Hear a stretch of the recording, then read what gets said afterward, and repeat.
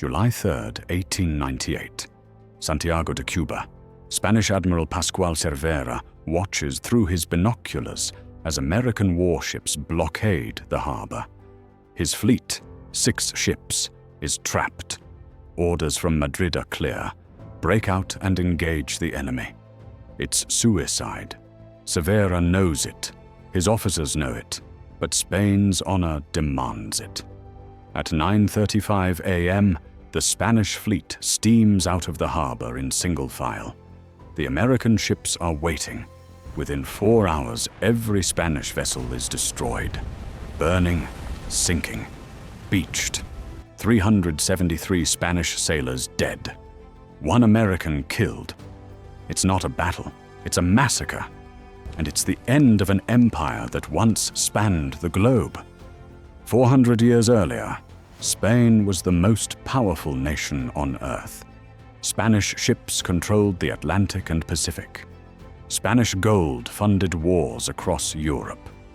The Spanish Empire stretched from the Philippines to Peru, from Naples to the Netherlands. The sun never set on Spanish territory, literally. At any given moment, somewhere in the Spanish Empire, it was daylight. Spanish kings claimed to rule by divine right. Their wealth seemed infinite, their power unbreakable. But by 1898, Spain was the has-been, a country that couldn't defeat the United States, a nation that had only recently finished its own civil war. The wreckage burning in Santiago harbor wasn't just a fleet. It was the final collapse of a superpower that had dominated the world for 2 centuries. So what happened? How does the richest empire in history go bankrupt? How does a nation that conquered 2 continents lose everything? This is the story of the Spanish Empire. Not the romantic version. Not the legend of conquistadors and galleons. The real story of an empire built on plunder that never learned to create. Of wealth so vast it blinded a nation to its own decay. Of gold that bought armies, but couldn't buy wisdom. Spain didn't fall because it was conquered. It fell because it built an economy on extraction, a military on borrowed money, and a worldview on superiority that reality eventually shattered.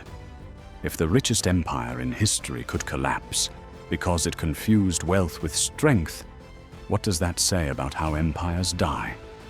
Hit subscribe, because this story took 4 centuries to unfold, and every minute of it is a warning. Let's start at the beginning, when Spain was nobody. When the world's greatest empire was just a collection of broke kingdoms trying to survive. 1492. Granada. The last Muslim kingdom in Iberia surrenders to the Catholic monarchs, Ferdinand and Isabella. For 700 years, Christian kingdoms in the north had been pushing south, reconquering territory taken by Muslim armies in the 8th century, the Reconquista, the reconquest. And now, finally, it's over. Spain, as a unified entity, barely exists. Ferdinand rules Aragon in the east. Isabella rules Castile in the center. They're married, but their kingdoms are separate. Different laws, different currencies, different institutions. What they have in common is debt. 700 years of war are expensive. The Spanish kingdoms are broke. The nobles are powerful and difficult. The economy is medieval, agricultural, inefficient. Spain in 1492 is not a superpower. It's a recently unified collection of kingdoms at the edge of Europe, exhausted from centuries of warfare. But Ferdinand and Isabella have a vision, a Catholic empire, a unified Spain, dominance, and they're willing to gamble. In 1492, an Italian navigator named Christopher Columbus has been shopping his proposal around Europe for years. He believes he can reach Asia by sailing west across the Atlantic. He's wrong. His calculations are off by thousands of miles. But he's persistent. Portugal, the dominant maritime power, has rejected him. England's not interested. France declines. Columbus approaches Isabella of Castile. She's just finished the Reconquista. She's broke, but she's also ambitious. Columbus promises her gold, spices, and a route to Asia that bypasses the Ottoman Empire. Isabella agrees to fund him. Not a massive investment, 3 ships, 90 men. On August 3rd, 1492, Columbus sails from Palos de la Frontera with the Niña, the Pinta, and the Santa Maria. On October 12th, after 10 weeks at sea, they reach land. Columbus thinks he's reached Asia. He calls the inhabitants Indians. He's actually in the Bahamas, the Caribbean, a world Europeans didn't know existed. And that accident will change everything. Columbus makes 4 voyages to the Americas between 1492 and 1504. He never finds the gold and spices he promised. The Caribbean islands are inhabited by indigenous peoples, the Taíno, who have some gold ornaments, but nothing like the wealth Columbus described. Columbus is a terrible administrator. The colonies he establishes are brutal, chaotic, and unprofitable. Indigenous people are enslaved, worked to death. Within decades, the Taíno population collapses from disease, violence, and forced labor. Columbus dies in 1506, still believing he'd reached Asia, disappointed and embittered. But other Spanish explorers follow. In 1513, Vasco Núñez de Balboa crosses the Isthmus of Panama and becomes the first European to see the Pacific Ocean from the Americas. In 1519, Ferdinand Magellan, sailing for Spain, begins the first circumnavigation of the globe. He doesn't survive, he's killed in the Philippines, but his expedition proves the Earth is round and far larger than anyone imagined. And in 1519, something happens that will define the Spanish Empire for the next century. Hernán Cortés lands in Mexico. Cortés was born in 1485 in Medellin, Spain. Minor nobility, ambitious, restless. In 1504, he sailed to the Caribbean seeking fortune. Spent years in relatively unsuccessful ventures. By 1519, he was approaching middle age with little to show for it. Then he heard rumors, from sailors, from indigenous informants, of a great empire to the west, wealthy, powerful, ruled by a king who commanded millions, the Aztec Empire. In February 1519, Cortés sailed from Cuba with 11 ships, 500 men, and 16 horses. He landed on the coast of Mexico and burned his ships. No retreat. Only conquest or death. The Aztec Empire, centered in the city of Tenochtitlan, was one of the most sophisticated civilizations in the Americas. Population maybe 25 million across the empire. Tenochtitlan itself had 200,000 inhabitants, larger than any city in Spain. The Aztecs had advanced agriculture, massive stone temples, a complex tribute system, and a warrior culture that dominated Mesoamerica. They also practiced human sacrifice on a scale that shocked even the Spanish. Cortés didn't conquer the Aztecs alone. He couldn't. 500 men can't defeat an empire. But Cortés was politically brilliant. The Aztec Empire wasn't loved by its subjects. It ruled through conquest and tribute. Subordinate peoples resented Aztec dominance. Cortés allied with the Tlaxcalans, longtime enemies of the Aztecs. He exploited divisions, played politics, made promises, and he had advantages the Aztecs didn't anticipate. Horses. The Aztecs had never seen horses. To them, Spanish cavalry looked like monstrous hybrid creatures, steel weapons and armor, far superior to obsidian blades and cotton armor. Guns, loud, terrifying, deadly at range, and most devastatingly, disease. The Spanish brought smallpox, measles, typhus, diseases to which indigenous Americans had no immunity. Epidemics swept through Tenochtitlan. People died by the thousands. The social fabric collapsed. In November 1519, Cortés entered Tenochtitlan. The Aztec emperor, Moctezuma II, welcomed him, perhaps hoping to manage the threat diplomatically.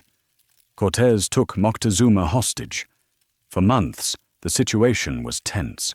The Spanish occupied the city. The Aztecs grew angrier. In June 1520, during a religious festival, Spanish soldiers massacred hundreds of unarmed Aztec nobles. The city erupted. The Aztecs drove the Spanish out. Moctezuma was killed, either by the Spanish or by his own people. Historians still debate. The Spanish fled in chaos. Hundreds died. Cortés barely escaped. But Cortés didn't give up. He regrouped, built boats, laid siege to Tenochtitlan. For 93 days in 1521, the Spanish and their indigenous allies besieged the city, cut off food and water, launched assaults. The Aztecs fought desperately, but they were starving, diseased, outnumbered. On August 13th, 1521, Tenochtitlan fell. The city was destroyed. Tens of thousands died. The survivors were enslaved or scattered. The Aztec Empire, which had dominated Mesoamerica for a century, collapsed in 2 years. And Spain suddenly controlled the wealth of an empire. Gold, silver, jade, exotic goods, tribute networks. Cortés sent ships back to Spain loaded with treasure. Word spread. The Americas weren't just islands, they were continents. Rich beyond imagination, other conquistadors followed. In 1532, Francisco Pizarro landed in Peru. The Inca Empire, stretching along the western coast of South America, was even larger than the Aztec Empire. Population maybe 12 million. An empire connected by thousands of miles of roads. Advanced agriculture on terraced mountainsides. No writing system, but a complex record-keeping system using knotted strings called quipus. The Incas had just finished a civil war. The Emperor Atahualpa had defeated his brother Huáscar. The empire was fractured. Pizarro had fewer than 200 men. But he had the same advantages Cortés had: horses, steel, guns, and disease. In November 1532, Pizarro met Atahualpa at Cajamarca. Under the pretense of negotiation, the Spanish ambushed the Inca party. Thousands of Inca warriors were killed. Atahualpa was captured. Pizarro demanded ransom. A room filled with gold. Atahualpa delivered. The Spanish melted down Inca art, turned it into ingots, and sent it to Spain. Then they executed Atahualpa anyway. The Inca Empire collapsed into chaos, civil war, resistance movements. But the Spanish, aided by indigenous allies and disease, conquered territory after territory. By 1572, Spanish control of Peru was complete. Within 50 years of Columbus's first voyage, Spain controlled a vast empire in the Americas. Mexico, Peru, Central America, parts of South America, the Caribbean, eventually the Philippines. Indigenous populations were devastated. Disease killed millions. Estimates vary widely depending on region and methodology. But in many areas, indigenous populations collapsed by up to 90% within a century of European contact. entire civilizations erased, languages lost, cultures destroyed. The Spanish established a system of exploitation, the encomienda. Spanish colonists were granted rights to indigenous labor. In theory, they were supposed to Christianize and protect the indigenous people. In practice, it was slavery. Indigenous people were forced to work in fields, mines, and workshops. Many died from overwork, malnutrition, and disease. The Spanish also imported African slaves. Millions were transported across the Atlantic in horrific conditions, worked to death on plantations and in mines. The Spanish Empire was built on genocide and slavery, and it made Spain the richest nation in Europe. In 1545, Spanish prospectors discovered silver at Potosi, in what is now Bolivia, the mountain of silver, Cerro Rico. It was one of the largest silver deposits ever found. For 2 centuries, Potosi produced a significant portion of the world's silver. The city of Potosi grew to 160,000 people by 1650. At the time, it was larger than London or Paris. But the mines were death traps. Indigenous laborers, forced to work under the mitad system, a draft labor obligation, descended into the mines for months at a time. No safety equipment, no light except candles, air filled with dust and fumes. Estimates vary, but millions died in Potosi over centuries. But the silver flowed to Spain.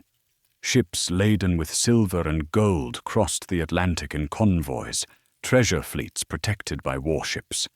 The Spanish crown took 1/5 of everything, the royal 1/5, the quinto real. By the mid-1500s, Spain was drowning in wealth. And that wealth funded ambition. Charles V became King of Spain in 1516.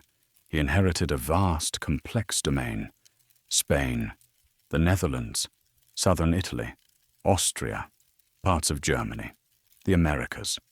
In 1519, he was elected Holy Roman Emperor. The title was mostly ceremonial, but it gave him prestige and influence across Europe. Charles V ruled the largest empire in Europe since Charlemagne. The sun never set on his territories. But ruling an empire this large required constant warfare against France, against the Ottoman Empire, against Protestant princes in Germany. And warfare required money. Fortunately, Spain had money, lots of it. Ships full of silver from Potosi, gold from Mexico, trade from the Philippines. Charles V spent it all on armies, on fortifications, on wars. In 1556, exhausted, Charles abdicated. He split his empire. His brother Ferdinand got Austria and the Holy Roman Empire. His son Philip got Spain, the Netherlands, Italy, and the Americas. Philip II inherited the richest empire in the world, and he would spend the next 40 years trying to dominate Europe through military force. Philip II ruled Spain from 1556 to 1598. He was devout, authoritarian, obsessed with Catholic orthodoxy and Spanish dominance. He inherited an empire at its peak, and he would leave it on the verge of collapse. Philip's reign was defined by warfare, constant, expensive, never-ending warfare, against the Ottoman Empire in the Mediterranean, against Protestant rebels in the Netherlands, against England, against France, and the Spanish crown paid for it with American silver. Between 1500 and 1600, Spain imported enormous quantities of silver from the Americas, on the order of tens of thousands of tons. Unimaginable wealth. But here's the problem. Wealth and prosperity are not the same thing. Spain had gold and silver, but it didn't have a functioning economy. Let's talk about the Spanish economy in the 1500s. Spain's population was relatively small, maybe 8 million people. Compare that to France's 20 million. Agriculture was inefficient. Much of Spain's land was controlled by the nobility and the church. Productive land was used for sheep ranching, controlled by the Mesta, a powerful guild, rather than grain cultivation. Spain couldn't feed itself. It imported grain from northern Europe. Industry barely existed. Spain produced wool, but wool was exported to the Netherlands and Italy, where it was turned into cloth.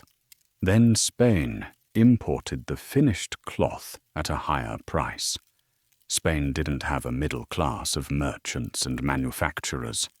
Trade was often controlled by foreigners, Genoese bankers, German merchants, Dutch traders. Spanish nobles considered commerce beneath them. The only respectable occupations were military service, the church, and landowning. So when Spanish ships arrived with tons of silver, what happened? The silver didn't stay in Spain. It flowed out immediately to pay for wars, to buy food, to purchase manufactured goods, to pay debts to foreign bankers, and all that silver flooding into Europe caused inflation. The price revolution. Between 1500 and 1650, prices across Europe roughly quadrupled. Why? Too much silver chasing too few goods. Spain minted coins from American silver. Those coins flooded into the economy. More money in circulation meant prices rose. But wages didn't rise at the same rate. Workers got poorer. The cost of living increased faster than incomes, and the Spanish crown was the worst affected. The crown's income was mostly fixed. Taxes were collected based on traditional amounts. Rents from crown lands were set by custom, but the crown's expenses, armies, ships, fortifications, were rising with inflation. The result? The Spanish crown was constantly short of money. Despite importing vast quantities of silver, Philip II was broke. How do you run out of money when you control the largest silver mines in the world? Easy. You spend more than you make, and you borrow to make up the difference. The Spanish crown borrowed from bankers, mostly Genoese, later German and Portuguese bankers. The crown promised repayment with interest, backed by future silver shipments from the Americas. But the silver never covered the debts. Wars were too expensive. Expenses kept rising, so the crown borrowed more, at higher interest rates. By the 1560s, much of the silver arriving from the Americas went directly to creditors. The Spanish crown never even saw it. And then, when debts became unsustainable, the crown declared bankruptcy. Philip II declared bankruptcy in 1557, again in 1560, again in 1575, again in 1596, 4 times in 40 years. Each time, the crown suspended payments to creditors, restructured debts, negotiated new terms at lower interest rates, and then borrowed again, and spent again, and went bankrupt again. This is the paradox of the Spanish Empire. The richest state in Europe was perpetually bankrupt, because wealth based on extraction is not the same as a productive economy. Spain had silver, but it didn't have the industries to use it. Spain had soldiers, but it paid them with borrowed money. Spain had an empire, but the empire existed to extract wealth, not to create it. Compare Spain to the Dutch Republic. The Dutch didn't have silver mines. They didn't have vast colonies in the Americas. But they had something Spain didn't, a productive economy. The Dutch built ships, they fished, they refined sugar, they manufactured cloth, they traded, they innovated. Dutch merchants operated on credit. Dutch banks financed ventures. The Dutch East India Company, founded in 1602, became one of the most profitable enterprises in history. The Dutch created wealth. Spain extracted it. And in the long run, creation beats extraction. By 1600, the Dutch Republic was wealthier per capita than Spain. Despite Spain's silver. Despite Spain's empire. Because the Dutch built an economy. Spain just had mines, but Spain didn't learn. Because the silver kept coming, and as long as the silver flowed, the system limped along. The problem was structural. The Spanish economy was designed around extraction and redistribution, not production. Spanish nobles lived off rents and titles. They didn't invest in industry. They didn't innovate. They consumed. The Spanish crown spent on military glory and religious orthodoxy. Not on infrastructure, not on education, not on economic development. And Spanish society reinforced these values. Work was for peasants and foreigners. Honor came from conquest and purity of blood, limpieza de sangre. Jews and Muslims had been expelled from Spain in the late 1400s. Conversos, Jews who converted to Christianity, were often suspected of insincerity and excluded from positions of power. Spain's obsession with religious purity drove out some of its most economically productive populations. The result was an economy that depended entirely on silver from the Americas and couldn't function without it. And when the silver flow began to slow, the entire system would collapse. This is where the empire quietly breaks, not in battle, not in revolution, in the silent mathematics of spending more than you create. Spain is learning, too slowly, that you can't eat silver. You can't wear it. You can't build with it unless someone else turns it into tools. And Spain never learned to build. Philip II believed Spain's mission was to defend Catholicism and Spanish power across Europe. This required military force, constantly. The Spanish military in the 1500s was the best in Europe. The Spanish tercios, infantry formations combining pikemen and arquebusiers, dominated European battlefields for decades. Spanish soldiers were professional, disciplined, experienced, veterans of Italy, the Netherlands, and the Mediterranean. But maintaining this military required money, lots of it. And the more Spain fought, the more enemies it made. And the more enemies it fought, the more expensive the wars became.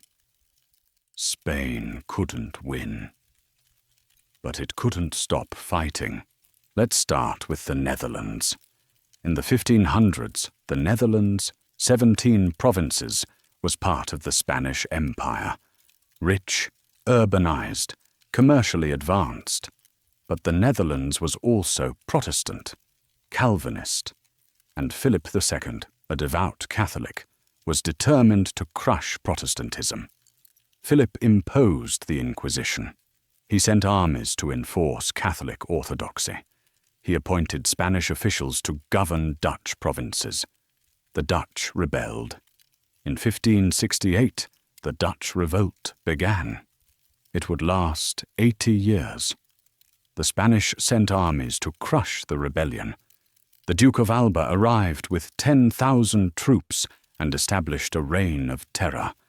Thousands were executed, property confiscated, cities sacked.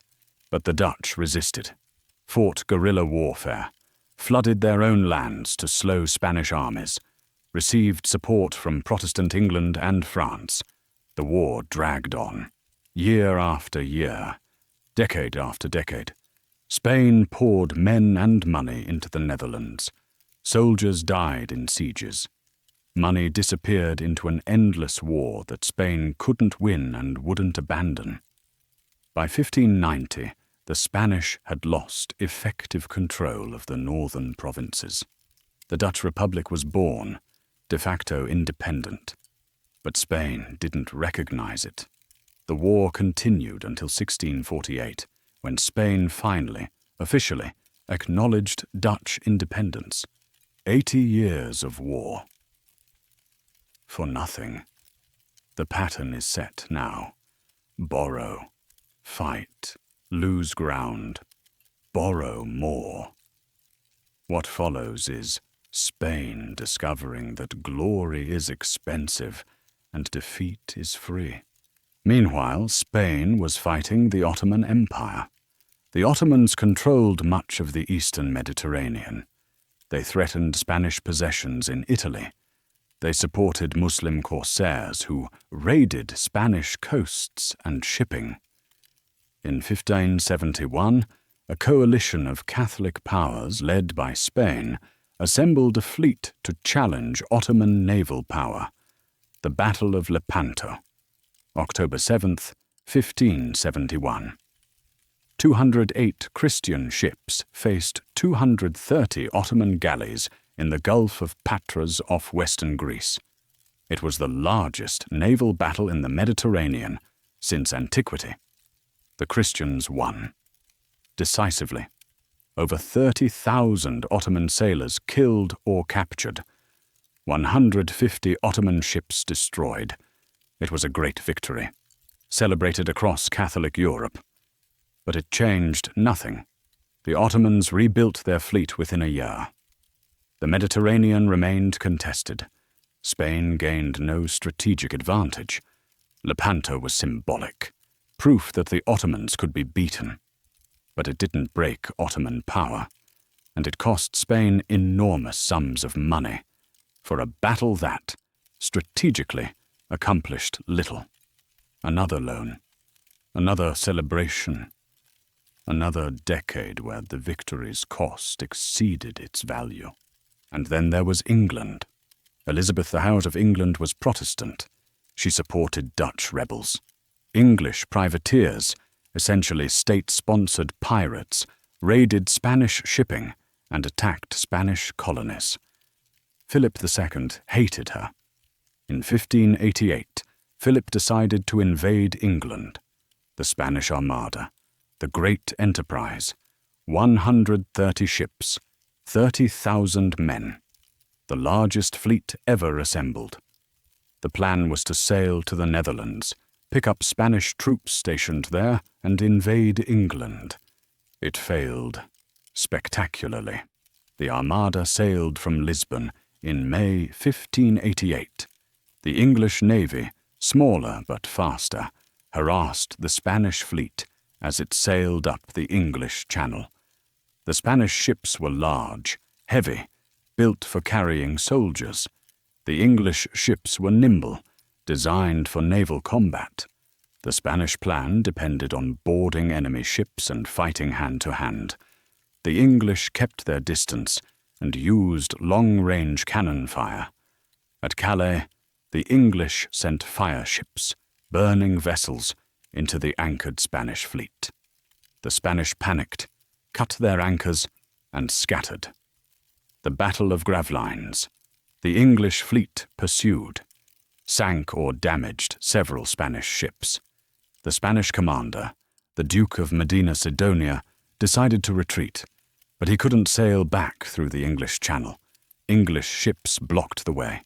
So the Armada sailed north, around Scotland, around Ireland. Storms hit. Ships were wrecked on Irish coasts. Men drowned, starved, froze. Of 130 ships that left Spain, fewer than 70 returned. Over 15,000 men died. It was a disaster, and it didn't end Spanish-English hostilities. The war continued. Spain launched 2 more armadas in 1596 and 1597. Both failed. England launched counter-raids on Spanish ports and colonies. The war dragged on until 1604, when James I of England made peace with Spain. Decades of warfare. Enormous expense. for nothing. Philip II died in 1598, the same year as the Cold Open. He left Spain exhausted, bankrupt, and overextended. His son, Philip III, inherited an empire that looked impressive on maps, but was rotting from within. And the wars continued. Spain got involved in the 30 Years' War, 1618 to 1648, one of the most destructive conflicts in European history. Fought primarily in the Holy Roman Empire, the war began as a religious conflict between Catholics and Protestants. It became a massive power struggle involving France, Sweden, Denmark, and Spain.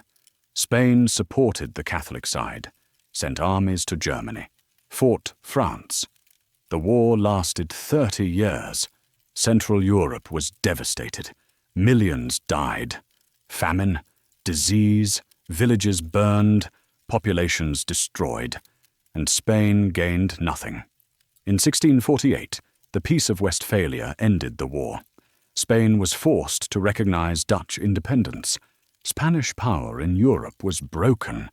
Spain had spent a century fighting wars across Europe, and it lost. Meanwhile, Spain's enemies were getting stronger. France, under Cardinal Richelieu, and later Louis XIV, emerged as the dominant power in Europe. The Dutch Republic controlled global trade. Dutch ships dominated the seas. The Dutch East India Company rivaled Spain's American empire in profitability. England was building its own colonial empire, taking Caribbean islands from Spain, establishing colonies in North America. Spain's monopoly was breaking, and the silver from the Americas was drying up. Production at Potosi peaked in the 1590s. After that, it declined. The richest, most accessible silver deposits were exhausted. Miners had to dig deeper. Water flooded the shafts. Ore quality decreased. The flow of silver to Spain slowed, and without silver, the entire system collapsed. The Spanish crown couldn't pay its debts, couldn't pay its soldiers, couldn't maintain its military. Spain declared bankruptcy repeatedly throughout the 17th century, in 1607, in 1627, in 1647, in 1653, in 1680. Each time, creditors lost money.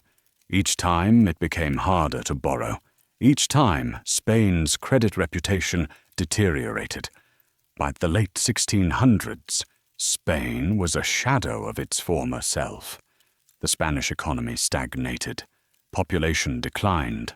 War, disease, and emigration to the Americas reduced Spain's population. Agriculture was inefficient and underdeveloped. Spain still imported grain. Industry barely existed. Spain couldn't compete with Dutch, English, or French manufacturers. The Spanish nobility still refused to engage in commerce. They lived off dwindling rents from lands worked by impoverished peasants. Spanish culture glorified the past. The Golden Age, the Siglo de Oro, produced great literature. Cervantes, Lope de Vega, Calderón de la Barca, Artner Velázquez, Murillo. But literature and art don't pay for armies. Spain was culturally brilliant and economically dying, and the empire began to fracture. In 1640, Portugal, which had been under Spanish control since 1580, rebelled and restored its independence. In 1648, Spain recognized Dutch independence. Spain still controlled vast territories in the Americas, but colonial administration was corrupt and inefficient. Spanish officials extracted wealth for themselves. Local elites, criollos, Spanish descendants born in the Americas grew resentful of rule from Madrid. And Spain faced new rivals. The English seized Jamaica in 1655. The Dutch took Curaçao. The French established colonies in the Caribbean and North America. Spain's monopoly on the Americas was broken. In 1700, the Spanish Habsburgs died out. Charles II, the last Habsburg king of Spain, died childless. He was physically and mentally disabled, the result of generations of inbreeding among European royalty. His death triggered the War of the Spanish Succession, 1701 to 1714. France, Austria, and several other European powers fought over who would control the Spanish throne and its empire. The war was fought across Europe and the Americas. It devastated Spain further. In the end, Philip IV, a grandson of Louis XIV of France, became King of Spain. But Spain was forced to cede territory to Austria and Britain. Spain lost the Spanish Netherlands, modern Belgium, lost territories in Italy, lost Gibraltar to Britain. The empire was shrinking. The 1800s were a disaster for Spain. In 1808, Napoleon invaded Spain. The Spanish king was forced to abdicate. Napoleon's brother Joseph was installed as king. The Spanish people resisted. Guerrilla warfare, the Peninsular War. British forces, led by the Duke of Wellington, aided the Spanish resistance. The war lasted 6 years. Spain was devastated. Hundreds of thousands died. And while Spain was fighting France, its American colonies saw an opportunity. The Spanish-American Wars of Independence began in 1810. Inspired by the American and French revolutions, and taking advantage of Spain's weakness, independence movements erupted across Latin America. Simón Bolívar in Venezuela and Colombia, José de San Martín in Argentina and Chile, Miguel Hidalgo and José María Morelos in Mexico. The wars lasted over a decade. Spain tried to suppress the rebellions, sent armies, but Spain was broke, exhausted, and politically unstable. By 1826, almost all of Spain's American colonies were independent. Mexico, Central America, Colombia, Venezuela, Peru, Chile, Argentina, gone. Spain retained only Cuba, Puerto Rico, the Philippines, and a few other territories. The Spanish Empire, which once spanned the globe, was reduced to fragments, and those fragments were slipping away. In the late 1800s, independence movements grew in Cuba and the Philippines. Spain responded with repression, brutal counterinsurgency, concentration camps in Cuba, mass executions in the Philippines. But Spain couldn't hold on. And in 1898, the United States, a rising power, decided to intervene. February 15th, 1898, Havana Harbor, Cuba. The USS Maine, an American battleship, explodes. 266 American sailors die. The cause is unclear, probably an accident, a coal bunker fire. But American newspapers, especially those owned by William Randolph Hearst, blame Spain. Remember the Maine. To hell with Spain. The American public, fed sensationalist journalism, yellow journalism, demands war. President William McKinley, under political pressure, asks Congress for a declaration of war. On April 25, 1898, the United States and Spain go to war. It's a mismatch. The United States has a modern navy, steel ships, powerful guns, professional crews. Spain's navy is outdated, ships poorly maintained, crews underpaid and demoralized. The United States has industrial capacity, railroads, factories, a growing economy. Spain has none of these. The Spanish-American War lasts less than 4 months. In May, American ships destroy the Spanish Pacific Fleet in Manila Bay. every Spanish ship sunk or captured. Over 300 Spanish sailors dead. 1 American sailor wounded. In July, as we saw in the cold open, the Spanish Atlantic Fleet is destroyed at Santiago de Cuba. Spanish forces in Cuba and the Philippines collapse. Outgunned, outmanned, cut off from reinforcements. On August 12, 1898, Spain signs an armistice. In December, the Treaty of Paris officially ends the war. Spain cedes Cuba, Puerto Rico, Guam, and the Philippines to the United States. 400 years of empire over. Spain is left with almost nothing, a few African territories. That's it. The Spanish Empire is dead. Why did Spain lose? Spain lost because it had spent 4 centuries building an empire on extraction and never developed the economy, industry, or institutions to sustain it. Spain's wealth came from mines. When the mines declined, the wealth disappeared. Spain's military was built on borrowed money. When creditors stopped lending, the military collapsed. Spain's government was corrupt, inefficient, and resistant to reform. Spain glorified its past and refused to adapt to a changing world. By 1898, Spain was a relic. A nation that had once dominated the globe but couldn't defeat the United States in a 4-month war. The Spanish Empire lasted over 400 years. It controlled vast territories, brought immense wealth to Spain, shaped the history of 2 continents, but it left Spain weaker than when it started. Spain in 1492 was poor but had potential. Spain in 1900 was poor and broken. What happened? First lesson.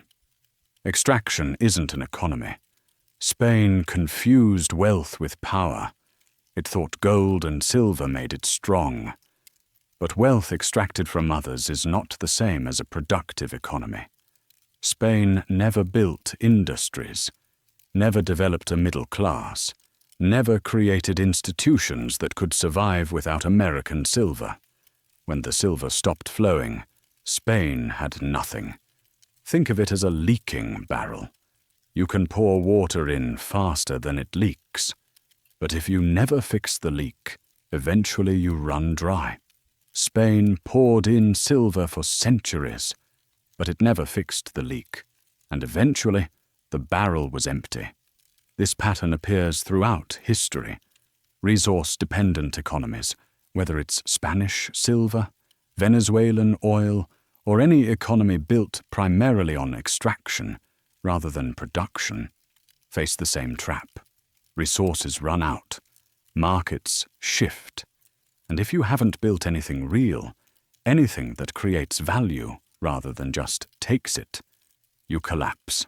Second lesson, military overreach bankrupts empires. Spain fought wars it couldn't win and wouldn't abandon. The Netherlands, England, France, the Ottoman Empire, the 30 Years' War. Every war drained Spain's treasury. Every war required more loans. Every loan increased Spain's debt. Spain was trapped in a cycle. Borrow to fight, fight to maintain empire, lose wars, borrow more, collapse. Spain's empire existed to support its military, and its military existed to maintain its empire. It was circular, unsustainable. When your military spending exceeds your ability to pay for it, when you're fighting wars on multiple fronts that drain more resources than they provide, when your strategic commitments outpace your economic capacity, you're on the same path Spain walked.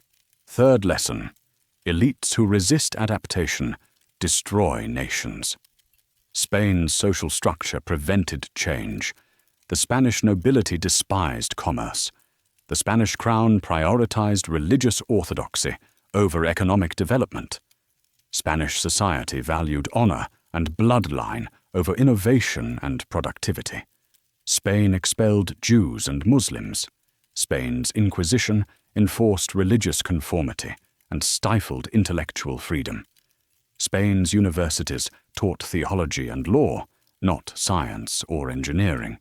While the Dutch innovated, while the English explored new ideas, Spain clung to tradition, and tradition doesn't build ships or factories or railways.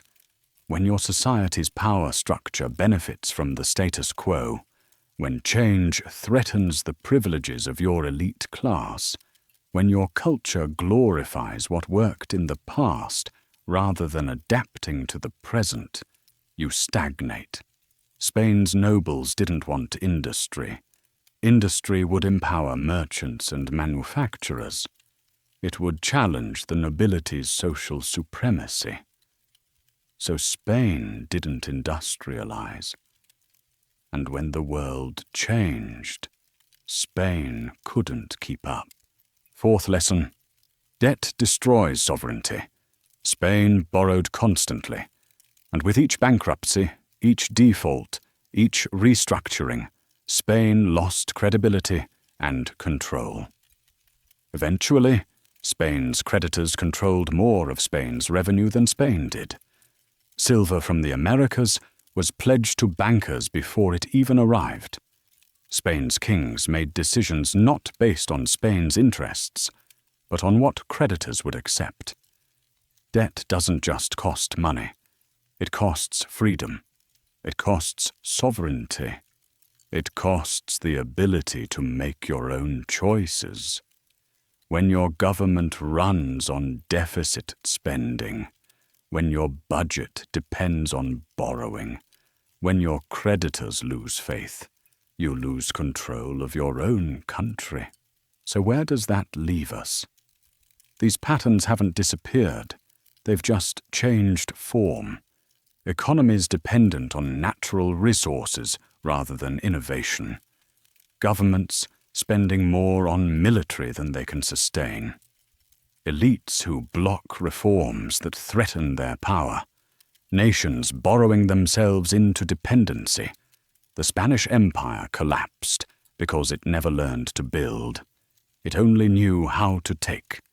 It took gold from the Americas. It took silver from Potosi.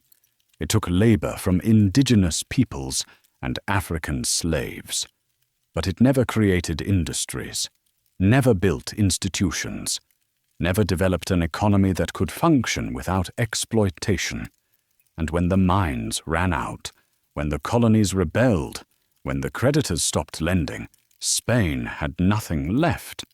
The gold that made Spain powerful became the poison that destroyed it. Because gold buys armies, but it doesn't buy wisdom. It doesn't create industries. It doesn't build societies that last. Spain had the wealth of 2 continents, and it squandered it on wars, debts, and glory. When the gold ran out, there was nothing left. July 3rd, 1898, Santiago de Cuba. The wreckage of the Spanish fleet burns in the harbor. Admiral Cervera's flagship, the Infanta Maria Teresa, is beached and sinking. The Almirante Oquendo is destroyed. The Vizcaya is on fire. The Cristobal Colon, the pride of the Spanish Navy, is run aground and abandoned. Spanish sailors cling to wreckage. Some drown. Some are rescued by American ships. On the American side, 1 sailor dead. 1. The battle wasn't close. It was a slaughter. The Spanish fleet, outdated and outgunned, never had a chance. But honor demanded they try. And honor in the end is all Spain had left. Not wealth, not power, not an empire, just honor and pride, and the memory of a time when Spain ruled the world. But memories don't stop cannonballs. Pride doesn't pay debts.